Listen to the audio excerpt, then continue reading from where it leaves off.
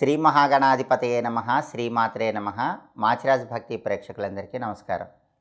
ఈనాటి దినఫలం కార్యక్రమంలో ముందుగా నేటి పంచాంగ వివరాలు పరిశీలిద్దాం.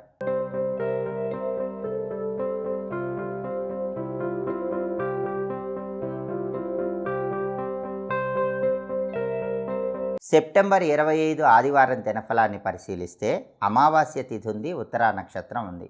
ఆదివారం ఉత్తరా నక్షత్రంతో కలిసి వస్తే మిత్రయోగం ఉంటుంది. ఈ మిత్రయోగం మిత్ర లాభాన్ని కలిగింపజేస్తుంది. అంటే ఈరోజు పని మీద బయటికి వెళితే 12 రాశుల వాళ్ళకి స్నేహితుల వల్ల విశేషంగా కార్యసిద్ధి ఏర్పడుతుంది. స్నేహితుల వల్ల ప్రయోజనాలు చేకూరి అనుకున్న పనులు అనుకున్నట్లు పూర్తి చేసుకోవచ్చు. అదేవిధంగా రాశిచక్రం చాట్లో గ్రహాల స్టేటస్ తీసుకుంటే ఆదివారానికి ఉత్తరా నక్షత్రానికి రెండిటికి అధిపతి సూర్యుడు. ఆ సూర్యుడు కన్యా రాశిలో బుధుడింట్లో ఉన్నాడు. సూర్యుడు బుధుడింట్లో బలంగా ఉన్నాడు కాబట్టి అధికారులను కలుసుకొని ముఖ్యమైన చర్చలు చేయటానికి ఈరోజు విశేషంగా అనుకూలిస్తుంది. అలాగే తండ్రితో ముఖ్యమైన విషయాల గురించి చర్చలు చేయటానికి కూడా రవి బలం అనేది ఈరోజు చాలా అద్భుతంగా ఉంది. అనారోగ్య సమస్యలు తగ్గింపజేసుకోవటానికి చేసే అన్ని ప్రయత్నాలకు ఈరోజు అనుకూలం. ఎందుకంటే రవి బలం అనేది చాలా అద్భుతంగా పనిచేస్తుంది. ప్రత్యేకంగా హృదయ సంబంధ, నేత్ర సంబంధ, హార్ట్ రిలేటెడ్, ఐస్ రిలేటెడ్ అనారోగ్యాలు పోగొట్టుకోవటానికి, ప్రత్యేకంగా డాక్టర్ల సలహాలు తీసుకోవటానికి ఈరోజు రవి బలం అనేది చాలా అద్భుతంగా పనిచేస్తుంది.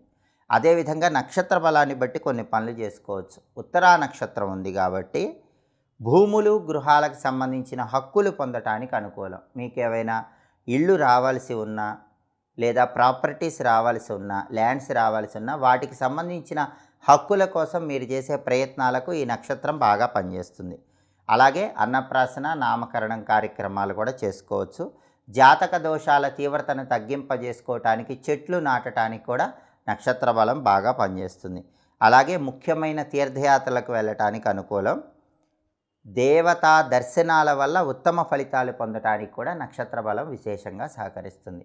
ప్రధానంగా అమావాస్య కాబట్టి ఈరోజు ఉపవాసం ఉంటే చాలా మంచిది. అంటే పగలు భోజనం చేయాలి, రాత్రికి ఆహారం స్వీకరించకూడదు. దానం చాలా మంచిది. అన్నదానం కానీ వస్త్రదానం కానీ చేస్తే చాలా వరకు జాతక దోషాలు తొలగింపజేసుకొని ఉత్తమ ఫలితాలు పొందవచ్చు.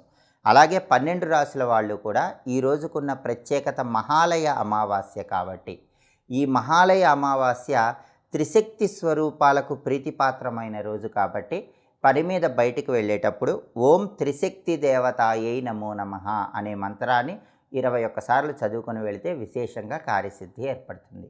ఓం త్రిశక్తి దేవతాయై నమో నమః.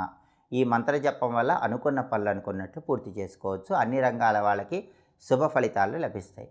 అలాగే ఆదివారం కాబట్టి ఉదయం 6 నుంచి 7 మధ్యలో, మధ్యాహ్నం 1 నుంచి 2 మధ్యలో, రాత్రి 8 నుంచి 9 మధ్యలో రవిహోర ఉంటుంది. ఈ రవిహోర ఉన్న సమయంలో రాజకీయ పరంగా ముఖ్యమైన వ్యక్తుల్ని కలుసుకోవటానికి అనుకూలం, వైద్యులను కలుసుకోవటానికి అనుకూలం, అలాగే సాహసోపేతమైనటువంటి కార్యక్రమాలు చేయటానికి కూడా ఈ రవిహోర బలం అద్భుతంగా సహకరిస్తుంది.